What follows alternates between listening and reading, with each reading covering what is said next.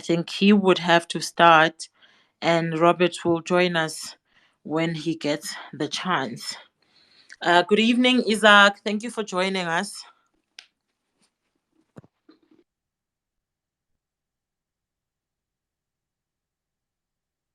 Hi, Amanda. Sorry, I'm struggling a little bit on this side, but I can hear you now and I can speak. So thank you. Yes, thank God. I was starting to think that ESCOM has you. Luckily not. I survived. Thank you so much. Mr. Isaac, if you can just quickly do an intro of yourself so that everybody can know who you are. My name is Isak Breitenbach. I'm the General Manager at the South African Poultry Association. I deal with any industry matters, whether it be press matters or tariffs or exports or anything that for the industry as a whole. And we have in the South African Poultry Association in the excess of 100 small farmers. So we also talk on their behalf, not just the big guys.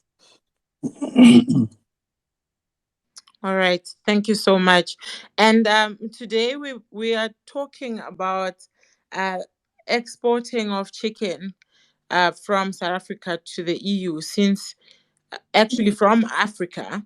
Since we have a lot of imports, we thought perhaps we're complaining because we don't know that we can also export. So we just wanted you to, give us a little bit of knowledge as to how one person can export, or just to speak to that topic, just to introduce exporting chicken from South Africa. I think just introduce the topic so that everybody can understand it a little bit better. Good. Amanda, I can start by saying that any country that produces its own chicken don't want to import chicken, like the European Union. So they will put in place any type of barrier for anyone not to be able to export to their country. For example, there is a requirement currently if we want to export frozen meat, we can't because we vaccinate for Newcastle disease. So they use phytosanitary measures to prevent us from exporting to their countries. Although if we talk about the World Trade Organization, they want to have and facilitate free trade between the countries. So all I'm saying is that exporting is quite difficult. But if I can start by talking about the mechanics of how do we export, the very first thing that happens, and we're busy with that process, is to obtain an export certificate or an import certificate into the European Union. And that is a big process that can only be done by the South African Poultry Association in collaboration with the Department of Agriculture. So a farmer per se can't do that. We need to open up the countries for a farmer to be able to export. If you ask me which countries are open for a farmer to export to, the UAE in the Middle East is open for exports. Most of our neighboring countries are open for exports, and then a little bit further. We talk here about countries like Namibia, Botswana, Mozambique. Those are countries that we can export to. And the Department of Trade and Industry has negotiated the Africa Free Trade Agreement. That is not in place yet. So you as a farmer cannot export there yet. But it is envisaged that in the long run, we will be able to export to all the countries in Africa. So that is what it entails. If I can bring it back to a farmer level, if a farmer wants to export, the very first thing that he needs to obtain is the import certificate. Say that he wants to export to Botswana, he obtains the import permit for Botswana. On that permit, it will state all the requirements that the farmer need to comply with to be able to export. So it will state things like you're not allowed to have had Newcastle disease within 500 kilometers from your farm. It might talk to you were not allowed to use this growth stimulant. It might say you can't use that antibiotic.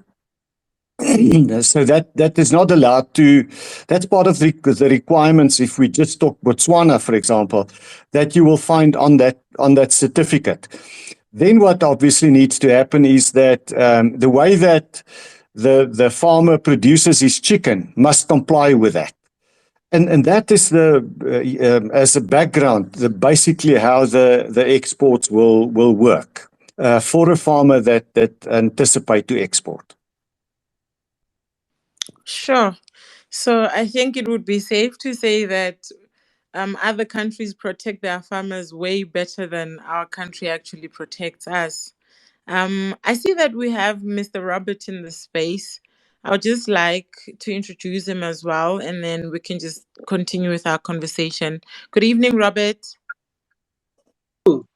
How are you? I'm good, thanks, Mr. Rob. How are you? Wonderful. Eagerly was waiting for this time. I'm shocked why you're late. You've been looking forward to Oh, this space no, for no, so no. long. I I was somewhere, and then when I driving, there was just made a little bit of unfor. Unfor, what is unfor? Accident, a little bit of that. That's why I was a bit late. But now I'm at home just to say each and everything that I had prepared. Thank you. Thank you so much. Mr. Roberts, if you could just quickly do a quick intro of yourself. Okay. I know that you're in Kenya, right? No, no, no, no, no, no, no, no, no. I'm in European Union now.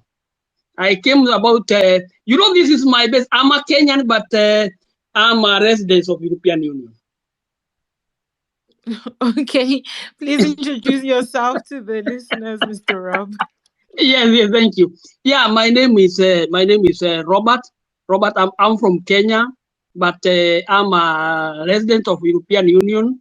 I live in two countries, German and Swiss, but mostly I live in Germany, and I'm also an entrepreneur and coming to Africa to do some big things. And because of some issues here and there, that's why we haven't become. Otherwise, we are having projects that are already starting in countries like Zambia, in others like DRC, Congo, and others in Dubai Trade Report in South Africa and other places. So that is it.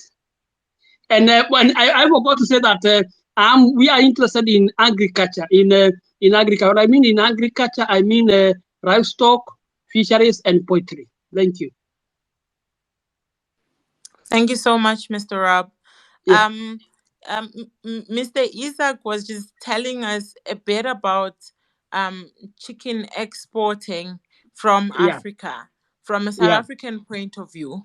So, yeah. if you could just give us a little bit of an intro on the chicken exports Yeah. in the African point of view or the West African point of view. Yeah, thank you. Thank you. I want to just say that because mostly I was fully prepared to talk about how can we Africans be able to export chicken into European Union. But I want to start by saying that in European Union they do a lot of poultry farming, but what they do is that they cut the raw value part of the chicken, and then they sell them, and then mostly what they import is the parts that are very variable, like let's say chicken breasts, which is at a very high prices. Those are premium parts of the chicken. Like they say, you can see a kilo goes between 5 to 6 euros, somewhere around that price, and that's a very high number. I think at 2 years, I have a statistic of 2 years ago, they imported close to 1.1 million tons of chicken breast, and that's a lot of money. If you convert that times 6 euros per kilo, that gives you a lot of money. So mostly the parts of the chicken that they mostly import to African countries are of the raw value parts, like let's say the legs and what. But breast, those they import those which are very expensive, those expensive parts, the premium parts. Those I've said the breast. And the reason as to why most of African countries cannot import to our European Union, they have very, very strict requirement for importing not only poultry but also animals and other agricultural products to European Union. And that's what we are going to talk about today. And not only talk about today, I'm going to give, because it's a long list of requirements, what I'm going to do to make my work very easy is to give you where you can go and find the regulations, because there are pages and pages, so that somebody can download them and read all the requirements. Because if I have to give all the requirements what we are required to import here, apart from the basic things, like Mr. Isaac has said, like there must be certification and such and such and such, other basic things, if I have to talk about them here, it's going to take me days and days. So I'm just going to tell you where you can find this regulation and this and this and this, and then you can download it by yourself or from your computer, and then you can read it at your time, and then you can prepare yourself to do the next step. Thank you. All right. That Yeah, will be highly appreciated. thank you. Um, what Abuti, I see your microphone is unmuted. Do you Okay. have a question?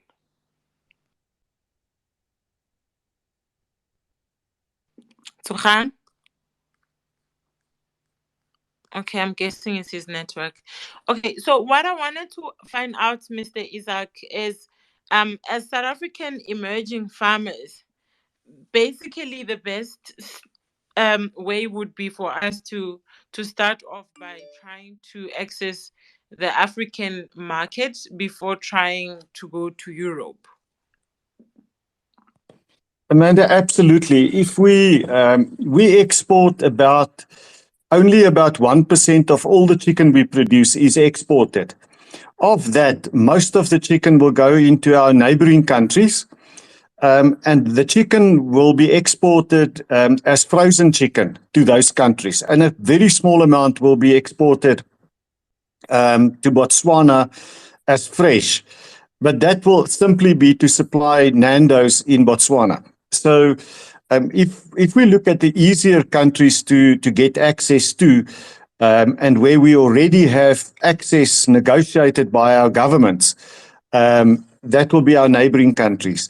As Robert had said about the European Union, we probably will take another year, hopefully, to get access to the European Union negotiated. And that negotiation will be about what are the requirements that they want and what we will accept, and vice versa, and give us an import permit. So the import permit still needs to be negotiated in that case, and that takes about a year to do. So yes, I agree with your statement to say that the easiest way to get into exports would be to our neighboring countries. Yeah, there's a discussion that was had in one of the groups, and people were talking about how only once we can actually meet the standards of Woolworths and Pick and Pay here in South Africa, perhaps that will be the beginning, and then we can move on to supplying neighboring countries, and then go to the 27 countries easily if we can enter the EU. So there is not even one emerging farmer that is in the export um, industry at the moment. I mean, based on what the SAPA, or based on what SAPA has on their system, do you guys have any emerging farmers that are currently exporting? No, we do not have, and we might not even know about farmers that export. If we talk about the practicality of exports, what will typically happen is that a farmer will produce his chicken. The chicken will be done in accordance with the import permit, say for Namibia. And the day that the stock actually leaves the abattoir to go to Namibia, the state vet will come and certify that that product is compliant with the import permit requirements of Namibia. and then he will sign that off, and then the truck can leave, and the truck will be allowed to go over the border and deliver the product. But you are correct to say that requirements are pretty high and very similar to what we will find in the in the retail business. If a company supplies Pick and Pay and Woolworths and all these companies, or KFC and Nando's, they will normally be in a position to export. So the hurdle for exports is not determined by South Africa, it's determined by the importing country, and the bar is very, very high. Sure, yeah. So Mr. Robert, how do we bridge that gap? What is the main thing that we actually need to do in order to say that we're stepping in the right direction? Okay, thank you, thank you. So what I'm going to do is, South Africa has their part, and their part is to facilitate that to do. But I'm going to say a few things about the key requirements, or what's the kind of chicken that's not around here, or such kind of things. Now, I want to start by saying that on the 28th of January 2022, there is a law that came into force in European Union for banning animals that are feed on diet that consists of antibiotics. It came into force in 28th of January 2022. But I have studied the South Africa poultry industry, and some of the things that has stopped South Africa entering into EU market has to do with in EU we don't allow antibiotics. That's antibiotics. You know what I mean in the feeds.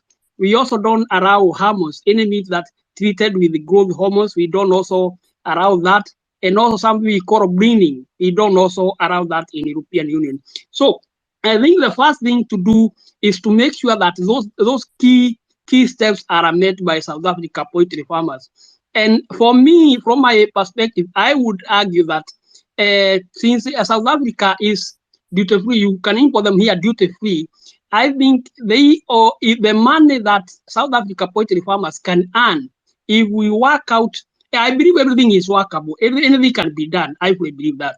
We only need to put measures in place. It's more the money we can earn as South Africa poultry farmers is much higher than the one that we can earn by. I'm not saying that we shouldn't that to other African countries, but I think money that we can earn by importing to the member states of European Union is much more, much higher than the one that we can earn by exporting poultry to our neighbors.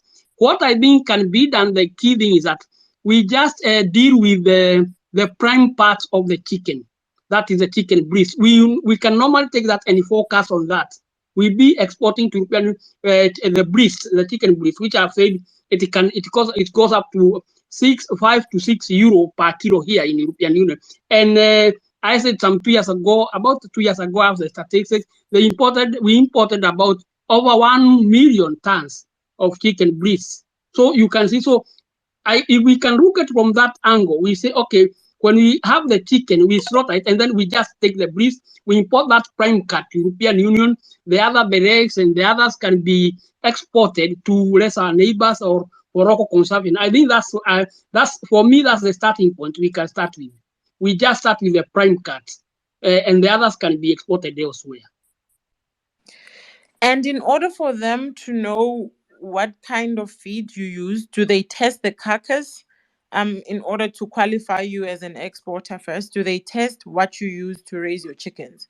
Yeah, they tested. They even test the slaughterhouse and all. And now that brings me to where now I want. I think everybody should have a paper and a pen so that I can give them where you get the details of what they test and how the slaughterhouse should be and everything. And here I'll give you something that came into force in 24th of March 2021. That is European Union Regulation number 2021 number 405. And also now not only is the list of third countries here in European Union, any country that's not a member, we call it third country. It gives you of certain animals and goods intended for human consumption in accordance with another regulation, EU 2017/625. I hope we are writing that. There you see the countries, you see which countries are out to bring what animals, fisheries and everything, poultry and everything here to European Union. That's important. And also we go to another regulation of June 6, 2008. It is EC number 543 stroke 2008. And it gives it lays down the detailed regulations of the marketing standards for poultry meat. I think this one is very, very important. Here it tells you how the cuts are done, what is tested, how the slaughterhouse should look like, how you should put the batch number and everything, the cuts, how you should cut it and everything, all the things you are going to get in this regulation. EC, let me repeat it, EC number 543 stroke 2008. That is where you get all those questions will be answered. There's I've said that I'm not going to give this because if I have to tell you A, B, C, D, it will take days here. So there you get how they test the carcass, how they test the feed, how they do random inspections, the kind of certificate you need, and how the slaughterhouse should look like, the number that should be contained there. They also tell you from there whether there's something called freehold. That's the chicken that rooted outside, whether they're in the cages, they are rooting out. Everything is contained there. They are placed and wherever they are, it's all contained there. So that's the first point that we should everybody should read, and from there now he can understand how things should be done as far as importing poultry meat is concerned, because that's the regulation that says the market is standard, and it's how the chicken should be labeled, used before, best before. Everything is explained there, and that is very, very important. So I think that one will have answered your question, Timocheka. Yes, thank you. I wanted to ask that you could please, if you could please tweet Yeah. um that link so that Okay. I'll retweet it and then everybody can just go through it. No problem. Just in There's no case problem. other people missed it. No problem. No problem. I'll do that. Okay. With all of that information that you have just shared, Yeah. I'm Yeah. realizing just how much as emerging poultry farmers are actually, it would be very difficult for us to actually meet those standards when we're still trying to access the contract growing stages and now thinking about maybe it would be best if a person was to be able to be developed to start with maybe supplying Pick and Pay or Woolworths or even exporting to African countries. So what I wanted to find out from Mr. Isaac is there a program that SAPA runs to develop emerging farmers, maybe on a yearly basis or monthly basis, or twice in a year, whereby you guys incubate emerging farmers? Maybe I'll answer the question and then also talk to what I think the first type of market is and what the final type of markets are as the poultry business develops. The first thing that happens, and I want to use a commercial egg layer example here, is that the first one for small farmers would be to access the wholesale market. The wholesale market is very similar to the retail market, but more focused on smaller quantities of product that moves. Secondly, then try and access the retail market. And it's only when you're really proficient and have a lot of the quality systems that is necessary for exports that you start to export. That is why in South Africa, there are only 4 companies exporting of the big companies. None of the others export. So exports, as you've picked up, is actually quite difficult, and for emerging farmers, even more difficult to do so.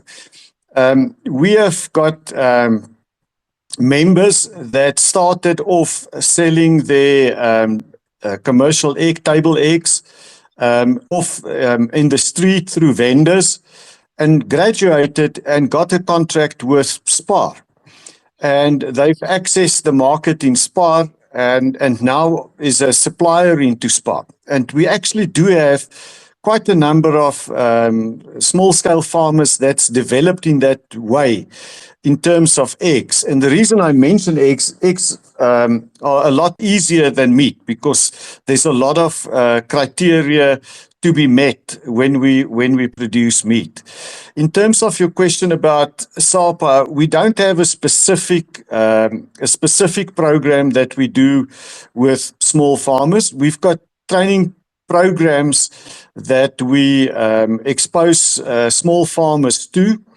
And that will cover the total value chain. So it will cover things like biosecurity, chicken production, financial management, operational management, and things like that, what the farmer needs to produce. And as we started, one of the farmers explained his production process and the chickens that is coming off at 2.6 kilos right now. I think what is important to note, and Robert mentioned it, if we want to export, and I start the process from a day-old chick, the first requirement, if we talk about European Union, would be that the day-old chick is not given any antibiotics a day old. We can also not put any antibiotics or a growth stimulant in the feed of the chicken. Then most of South African poultry feeds will contain animal byproducts, feather meal as we know it. That is not allowed for the European Union. So you have no growth stimulant, no coccidiostat, no antibiotics, no animal byproducts in the feed. And you will have to prove through your paperwork to the European Union that your feed did not contain those products when it was delivered, as an example. And only then will your product qualify for exports. I hope with all of it I've answered your question.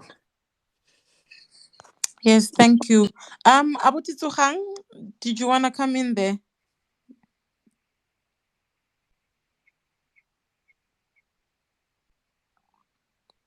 Okay, I think we keep losing my co-host. I'm seeing that there's questions. I think maybe I should open the floor for questions coming from the floor so that we don't move further from where their questions are coming from. Sekuru, good evening. Evening, how are you? Good, thank you. I wanted to ask something here because I see that there are, I have seen that Africa export EU chickens a lot. But the problem which I have got here is this: the regulations. Even if I see the regulation in Africa and the regulation in EU, they are so different.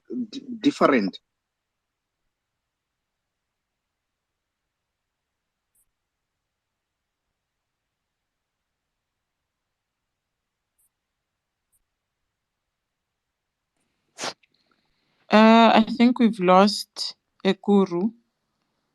Arnold, good evening.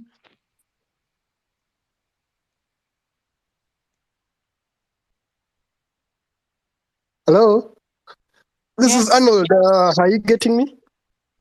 I can hear you. Before I ask my question, my question is more. It's not about the export. I want to ask if it is okay to ask something about broiler farming, or it is out of the topic today. If it's out of No, the not topic, then today. I'll wait for another space when you're talking about broiler farming specifically. Yeah, we have Q&A next week, Tuesday at 7 p.m. All right. For mine, it was about farming. Let me tap into the conversation of export for now. Thanks. You'll say Tuesday when? At 7 p.m. All right. All right. Guys, the floor is open. Arnold, please mute your microphone. The floor is open for questions. Um, Mr. Robert and Mr. Isaac are here in the space to be of assistance to us in order for us to be more knowledgeable on chicken exports. Mr. Isaac, there is ISO 1900 or something. I just wanted to find out, what is that got to do with export? What is that about?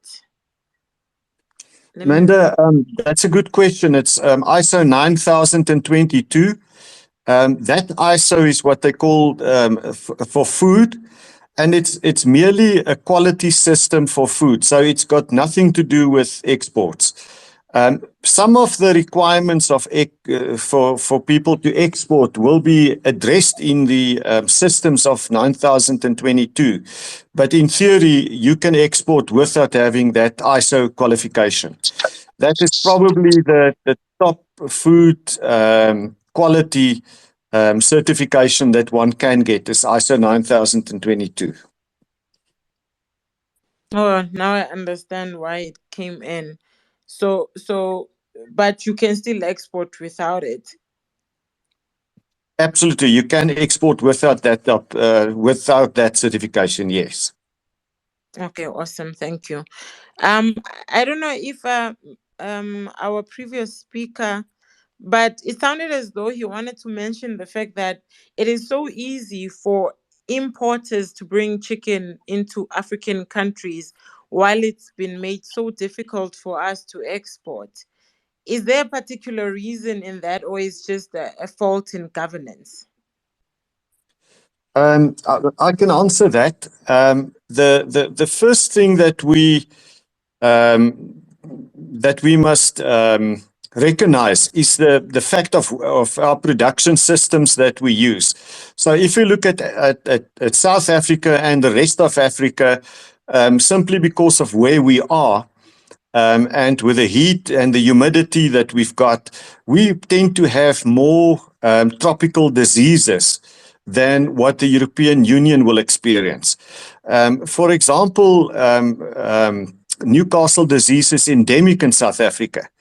Now, when they talk about import certificates, our import certificate can only state things that they need to comply with, that we comply with. So if South Africa wanted to put on their import certificate, we can't, that the European Union can't export here if they have Newcastle disease. That will not work because we've got Newcastle disease in South Africa. So you cannot put a requirement on someone else that you don't comply with. So if we look at the European Union, they've got very high standards. They don't use antibiotics, they don't use growth stimulants, they don't use coccidiostats, and we do. So for an import permit for South Africa, it will state that you can have coccidiostats, certain antibiotics, and growth promoters. And then places like Brazil and the US and the EU qualify to export to us. But if we want to export to them, we need to do it without those substances. And we don't comply with that in South Africa. So we absolutely have, call it a lower hurdle rate in terms of our import certificate for South Africa or for Africa. And the EU has a higher one. Now, if we talk about these hurdles that they create, I don't think it's known that Brazil don't import any chicken. Nothing. America don't import any chicken, and they keep it out because they make the import certificate so difficult to achieve that we can't export to them. Yet they're the biggest exporters in the world to countries like African countries. It's a Okay. catch-22, really. Yes, Mr. Robert? Yeah, there's something I also wanted to say. When it comes to trading with these, particularly say European Union bloc or to other Western countries, there is some kind of double standard which I really don't like. But anyway, that is it. The might always wins. Like now, you see, in European Union, one of the colleagues that you don't have to feed your poultry with the feed that has been by animal byproducts. You know what I mean by that. If your poultry is feeding on byproducts, on feed that is being made by partly by animal byproducts, you cannot import. But for them, you see, on the 7th of on the 7th of February 2021, that's last year, they lifted the ban on here in European. But for you, you cannot now bring in your poultry that has been fed on feed that has been made by byproducts from animals. So there is this double standard that always happens, like what Mr. Isaac has just explained to us.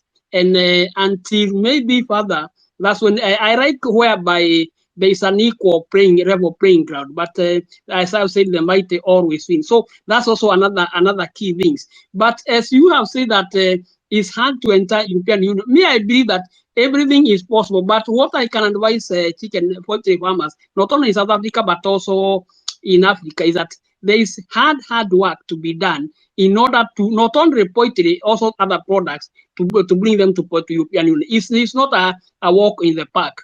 But again, Miss Isaac can say that they bring that a lot of poultry they come to Africa, like in West Africa. But back to my point that I started with, what these people do, they just mostly apart from the chicken, they also cut the raw price, the parts of the chicken, and then they sell to us. And also another key thing to forget is that I wonder whether you know that in European Union farmers get subsidies for farming, so that one reduces their cost. You cannot compare a farmer, let's say in Cape Town, or in Eastern Cape, or in Limpopo, or in Kenya, or in Tanzania, or wherever, with a farmer in European Union. Here they are they get some subsidy from the government of their farming enterprise and such other things. So even if they have, so that creates a price advantage when they are selling their products, which we in Africa we don't have.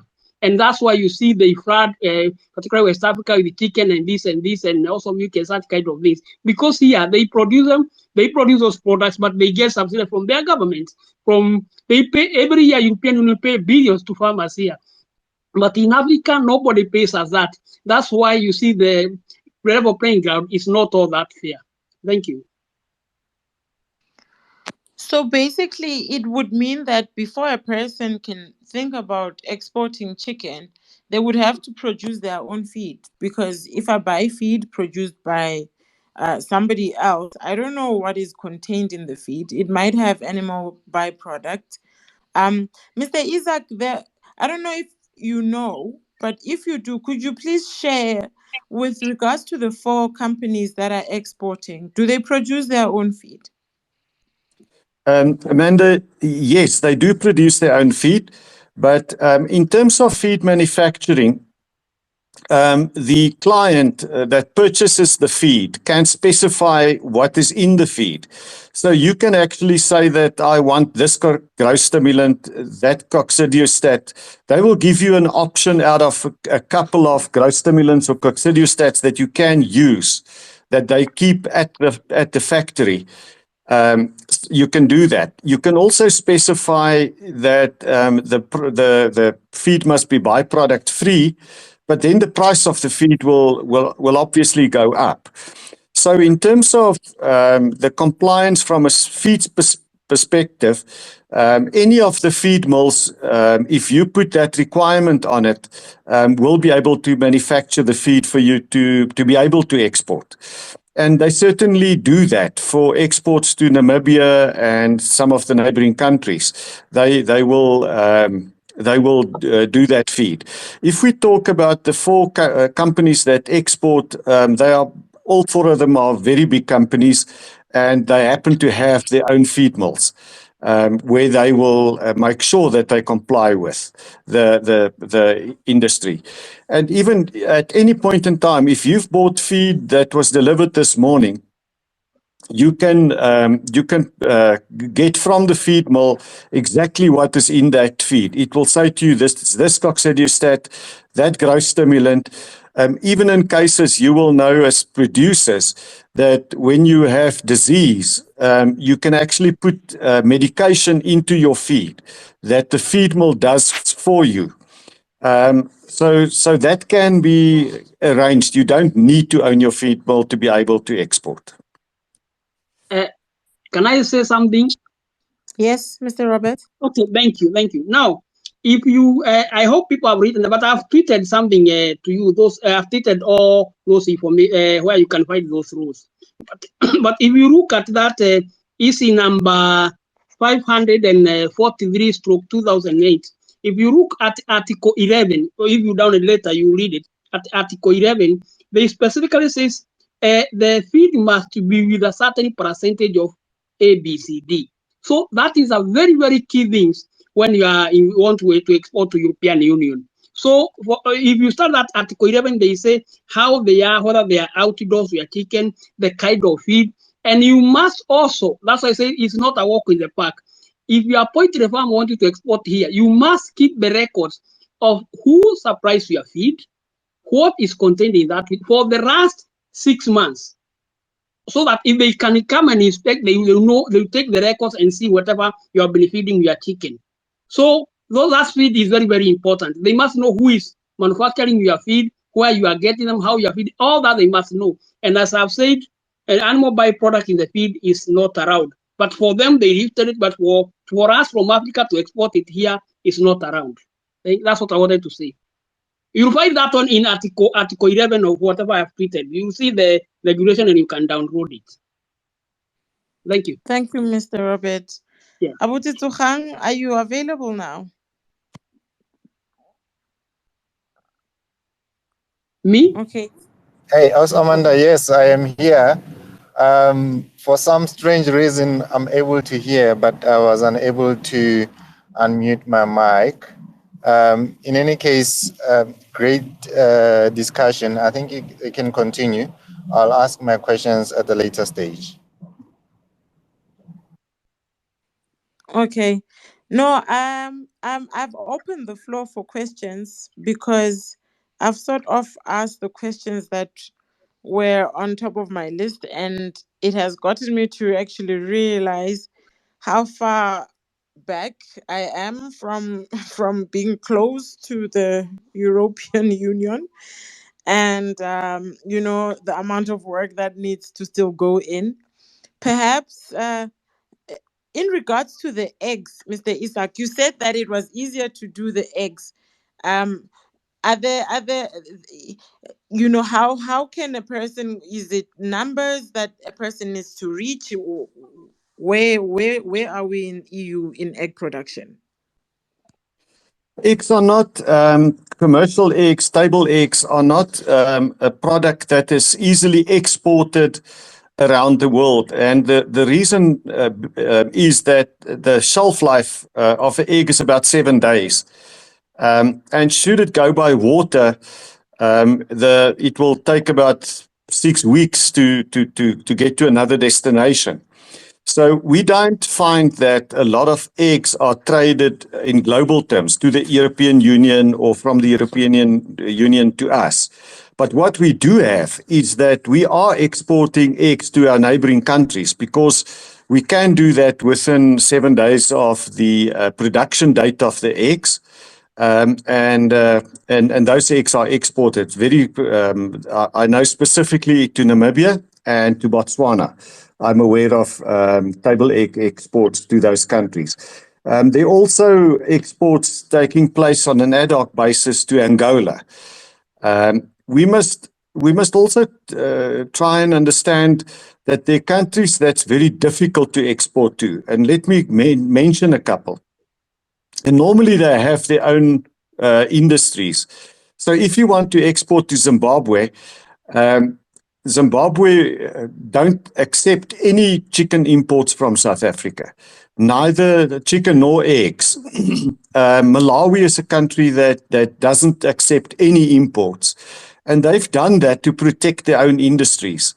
If we talk about countries like Namibia and Botswana, these two countries don't produce enough of their own chicken. So they top up the chicken that they short from predominantly South Africa. So that is why it's easier to comply with the regulations of Namibia and Botswana than with Zimbabwe, for example. Zimbabwe just placed a blanket ban. Doesn't matter how good your chicken is, you can't get it into Zimbabwe. They don't want the eggs there. Then you have countries, all the countries I've mentioned are countries with their own poultry industries. Then you have countries that do not have a poultry industry, like Angola. We export chicken meat and also eggs on an ad hoc basis to Angola. They have no chicken industry. They have very little requirements for you to export to Angola. The only problem is that you need to be able to compete on price because they buy most of their chicken from Brazil. Another country which is far from us is Ghana. Ghana doesn't have has a very low import certificate standards, so you can easily export to Ghana. But again, you need to be cost competitive in Ghana because you will compete with the Brazilians on price of product. Thanks, Amanda. Thank you so much. That was very informative. Okay. Yes, Mr. Okay. Robert? Yes, I want to go. I'm still in that role. That is number 543 of 2008. If you read Article 20, it gives you what I was just trying to say before. What we should focus on, and not only from chicken, also from turkey. It is a chicken breast, filled with or without skin, chicken breast with skin, chicken thighs, and that's not there, and chicken turkey breasts and also turkey breast with the skin. So that's what I was trying to say, that we can start from there. For as well as your question to ask another question you asked about eggs, I don't think we stand a chance to import eggs to European Union. From the research that I've done myself, let's focus on this chicken breast and turkey breast. As for eggs, I see not. I'm not a prophet. I don't like discouraging people, but I like talking the reality. Sorry, yeah. Thank you. That's what we here, that's what we're here for. We need the reality Yeah, so that we can realize that it's not a bed of roses. yeah. Okay, so basically other countries are protecting their countries and their farmers way more than South African government could ever, or African government could ever, excluding Rwanda. Rwanda is the leading country of Africa. Yes, Mr. Tsohang? Okay, yeah, I have a few questions. The first question I want to ask is, okay, to meet the requirements to be able to export to the EU, do you need? Are you gonna have an inspector on your farm, or are they going to test your produce as it comes into the country? That's my question. You can I'm take it, not. Mr. Robert.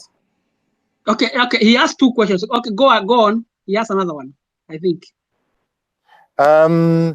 Okay, and then well, let's deal with that one first. I'll come back with another one. Okay, no problem. Yeah. They do that, but mostly they work with the authorities of your country, but they also accompany them. You see, I think there is that kind of mistrust between these Western countries and our African countries. So mostly, and they sometimes when they want to, like I've said about fees and about how the slaughterhouses and how they had and everything how it is. Sometimes they will come and unexpectedly. They take sample of your feed, they came and expect to the whoever surprise you with the feed and such kind of things. So that one is also a point to be very careful about. Thank you. Okay, thank you very much. Now I have another question.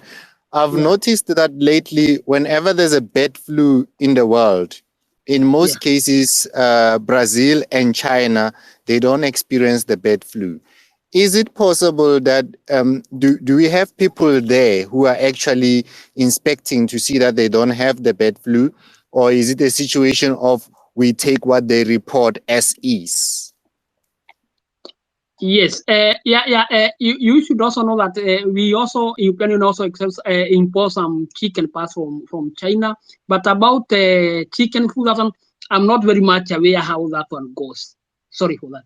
Yeah, that one I'm not very much aware how they expect that and how they go. No, Yeah, thank maybe you. Mr. Isak can help with that.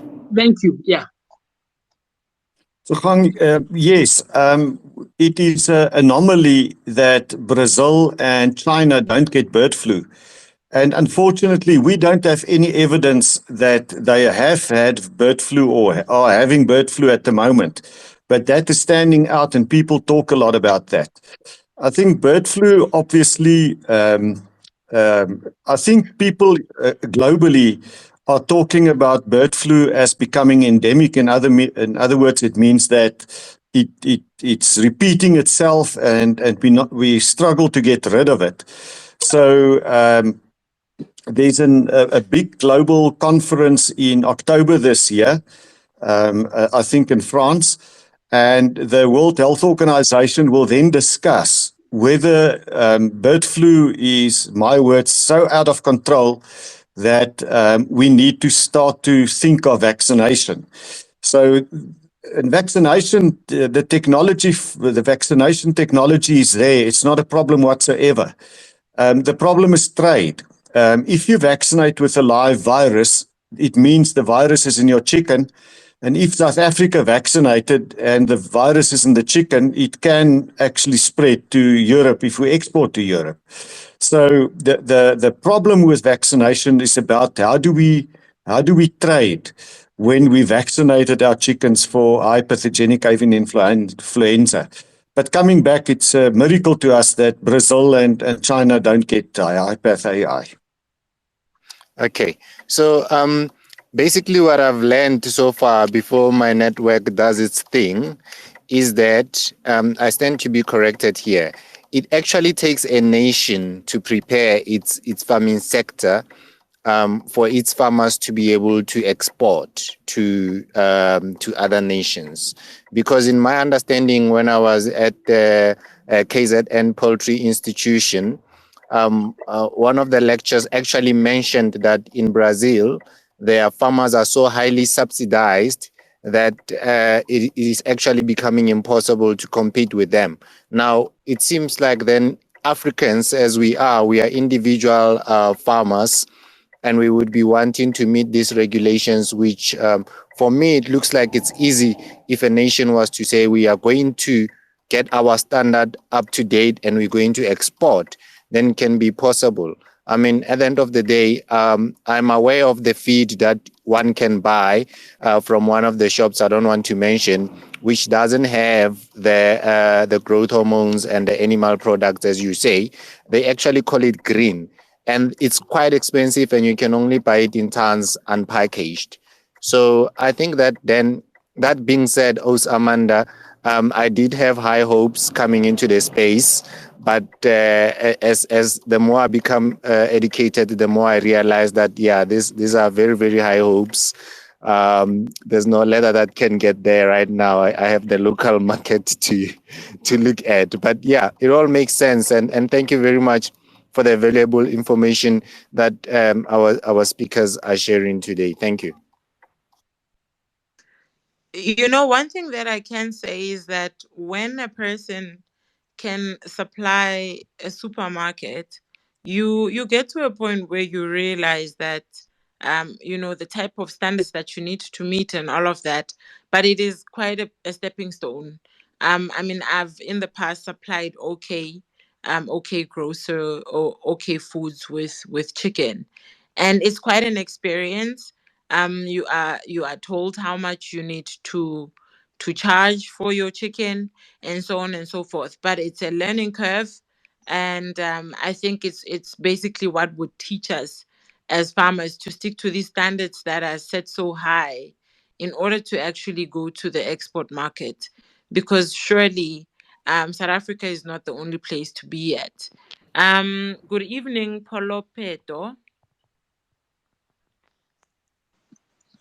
Yes, hello, Amanda.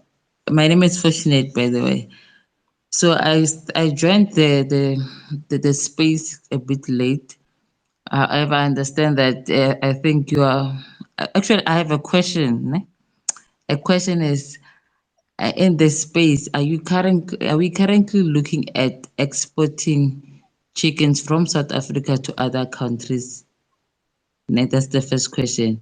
Because from what I've been noticing and from what the speakers have been saying is that most chickens in South Africa are coming from is it Brazil, right? So, and according to the statistics, it's been said that over 201% of chicken is coming from outside countries, meaning from Brazil and Asia. So, if ever South Africa is receiving double what we produce or more than what we produce as South Africa, how then will the market be for South African farmers to say they want to export chickens? Because I think the last time also I've also seen that SAPO was planning on banning the imports and trying to produce or pushing the South African farmer to be able to produce enough chickens for South Africa. But then again, the price margin always it's always a problem because their selling price there is lower than ours. So what I want to know is that are we looking to import our chicken to other countries, or are we rather looking for a way or rather solution that we can be able to produce double or triple what South Africa is producing now? Thank you. Thanks, Fortunate. I think Mr. Isaac can take the question. Amanda, yes. There's a couple of questions actually out of the comment that was made. I think the very first point that we need to make is to say that if we compare with other countries in the world, we're getting too much imported chicken. And that is not good for our small farmers. It's not good for the big farmers. Brazil and America don't import any chicken at all. The European Union only imports breast meat, 7% of total consumption. In South Africa, we import 30% of all the chicken we eat.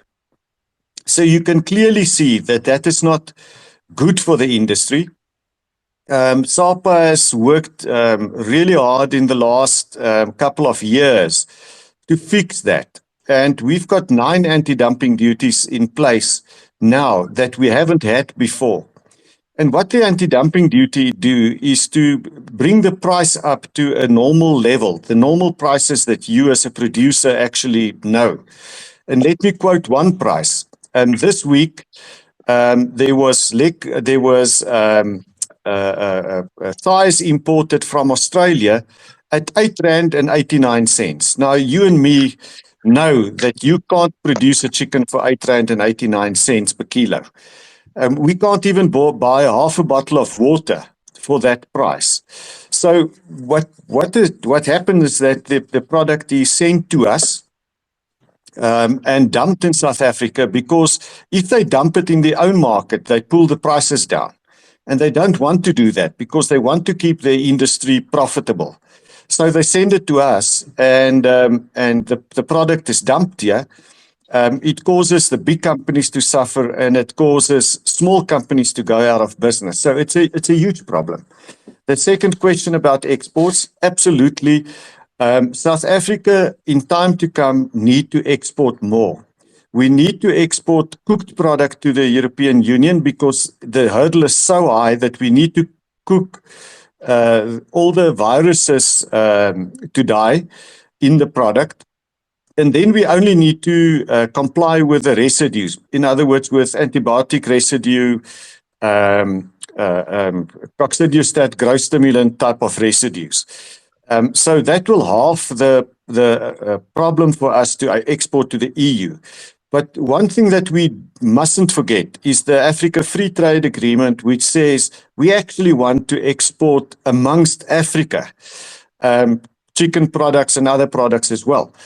But that will probably open up a door for us, because With my experience, and I've worked in Africa quite a lot, the differences in the environment of diseases in South Africa, Namibia, Botswana is very similar. If I talk about countries where I traveled and worked in poultry, Uganda, Kenya, very similar. Nigeria, Ghana, very similar. So I think that there is an opportunity for us to trade in Africa amongst ourselves. And that is what is envisaged with the Africa Free Trade Agreement. Thank you, Mr. Isaac. Yeah, it's fortunate. It's actually 30%, not over 200% of chicken that is imported into South Africa. As much as we did sign the AGOA agreement, there is some measures that are sort of, to some extent, protecting us from being um, overtaken to that extent. Because, as we can see, it is possible for Brazil to actually be the only supplier of chicken in South Africa if that control is totally out. And that's why SAPA has actually been fighting some of these battles. For example, trying to get the tariffs to be taken up instead of taken down, and to enforce the biosecurity measures by the importers into South Africa as well. And the unfortunate part is that as South Africans, when we do export chicken to Namibia, I know that we have somebody that usually comes into our space. He's also complaining about us exporting our chicken to Nam. And, so everybody wants to produce their own things. And unfortunately, our leaders are not wanting to let go of those type of relationships. If you can think back more than 10 years ago, when Mr. Mutwaledi didn't want to sign the agreement with the US, President Obama actually threatened South Africa with sanctions. So it's very unfortunate that they are trying to maintain relationships, um, because we do need to export other things. We just didn't want to import chicken, you know. Mr. Robert, I see your microphone is unmuted. Fortunate, I Okay. don't know if your question was answered. You can go after Mr. Robert. Yes, Amanda, it was answered and cleared. I understand what the point whereby you say we have to keep relationship, and at some point it's the only way for some of us to be able to make money from it. Okay. So, thank you.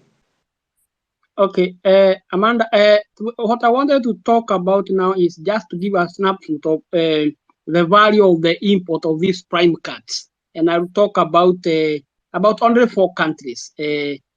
But mind you, these are the prime cards. If you come to Germany, I'm going to talk about 2020. Those are the statistics I have. In 2020, Germany imported this prime card of for the 1.79 billion US dollars. And in the same year, France, their share was, they imported 1.27 billion US dollars for this from cards. UK, which now is not a member of the European Union, but still we can still export there, 1.34 billion US dollar. And Spain, very little, $347 million. Now, my point is this: you see, there is still a lot of money to be made. And the way I see, we can work it around not only South Africa, in African countries. The way you have said, it shouldn't be a single farmer, an individual farmer. I don't think that I can really be able to make it. What I think can be done is the government put their effort, and then if people organize themselves, let's say in some kind of cooperatives, and then with the government help, with the government input, they can manage how the feed will be, how the cost will be, how the slaughterhouse will be, and that way we can be able to penetrate the EU market. But if we say we go individually, I think it will be very long distance for a person to go individually. Yes, there are those who can go to big farmers and such, but for the small farmers, I think we can organize ourselves in cooperatives, whereby the government can help people to meet the required standard and the inspection and everything, and that way we can be able to penetrate the EU market. Otherwise, individually and a small number of chicken, I don't think a small farmer can make it by himself or by herself. I don't think. Yeah, That's it it. really goes back to what Zuhang was saying. Yeah. If farmers were subsidized like they were back in the day, and actually in Lesotho they are still being subsidized. Mhm. Green farmers are being subsidized in South Africa as well. They're getting seeds, Okay. they're getting fertilizer. Yeah. I think poultry farmers are the only ones out in the cold on their own. I don't know why. It doesn't make sense. And perhaps we need to question such things. We can't take them laying down. It should make sense. Somewhere somehow, other farmers are being subsidized. We should also be subsidized with day old chicks, subsidized with abattoirs, subsidized with zero rated feed without having to register for that. I mean, Mm. honestly, is it too much to ask?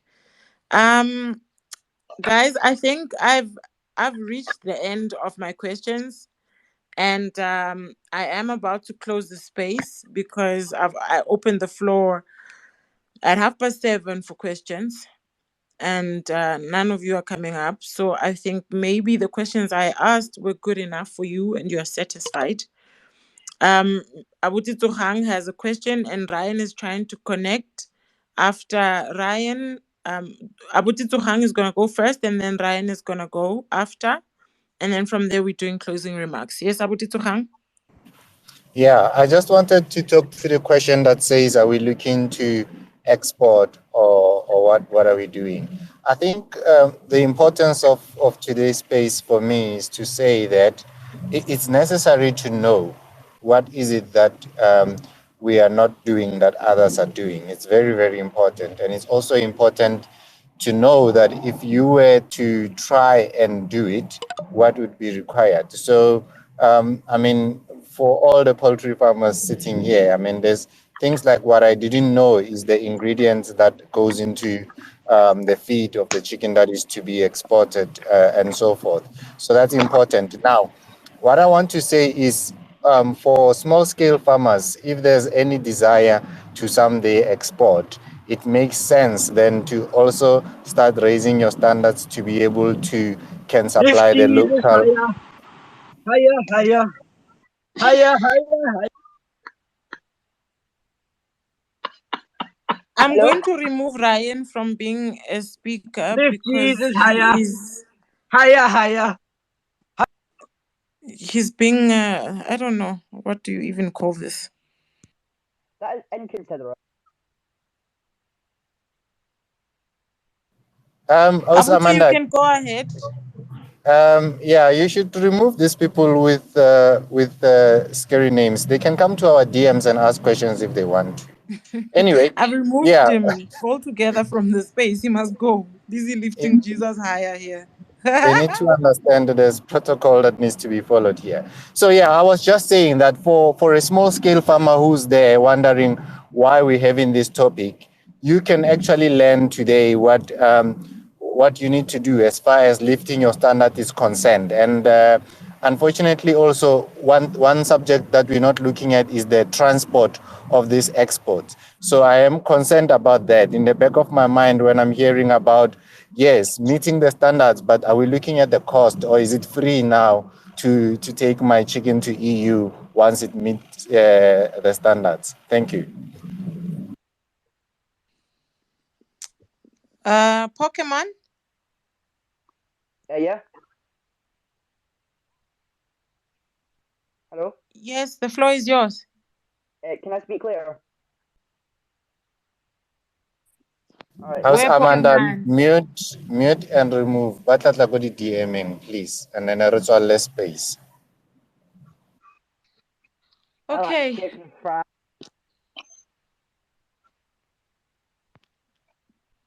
Okay, I don't know. Clearly we have spammers even in spaces now. Okay. So guys, I think we are sort of covered. And just to add to what Abuti Tsuhang is saying, this has just proved that when he's always talking about how you should not mix your feed or try to add more growth hormones and and all of that jazz so that your chickens can grow faster. This just goes to show that if you're struggling to raise chickens, the normal way now, then just forget about ever getting to supply Pick and Pay or supplying Woolworths. Let's not even talk about exporting the chicken or taking it out of South Africa. Just Woolworths there by the mall. They will say no. You are trying to give our customers food poisoning. So I think that's the first place. Let's try to meet these standards, and then we can see if maybe by 2025 we can be able to export chicken to Namibia and go annoy Mitch that side. Um, so now I'm just gonna ask our speakers to just do closing remarks, and yeah, we're gonna end the space. Mr. Isaac, thank you so much for joining us. I really appreciate you coming out and making the time all the time. Whenever we cry, you hear our cry. Yeah, if you can just do a closing remark for the listeners, please. Thank you, Amanda. I would like to put a positive spin on what we discussed today. To say that every big company that you see here today started as a small company. I visited Kroon's today. That company started as a live bird farm, a farm selling live birds. Then the lady started slaughtering chickens in a kitchen. And then she got a little micro abattoir. And today you've got Kroon Chickens, which is a very big company, still owned by the same family. So all these big poultry farms we see started small. Thanks, Amanda. Thank you so much, sir. That is very true. Coca-Cola sold, I think, 21 bottles first year of starting with Coke, and now people are hooked on Coke. Mr. Robert? Yes, I join you in saying that even the Bible says, let's not despise small beginnings. So no matter how small we start, we should always aim higher. And also today we have run a few things. Particularly, what I think we should focus on is how do we rear our chicken, where do we get the feed, and such kind of things, the mix of the feed and everything. When we settle those issues, then from there we can all start talking about the export market. But until we settle those issues, I think we are still some kilometers backward. Thank you. Miles and miles. Thank you so much, Mr. Robert, for joining Yeah, this space. thank you. This has been a really amazing space, and thank you Yeah, so much for being the brains behind this yeah, space. thank you. Really appreciate you coming out. Unfortunately, Abba, I'm not gonna accept your request. We're already closing the space, guys. We are having poetry spaces Q&A next week Tuesday at 7 p.m. And the week after that, we would be doing Poultry Spaces, Indigenous Chicken Farming. So, yeah, for all the other questions that you guys are sending through in the DMs, I will try to answer them, but I think I've mentioned that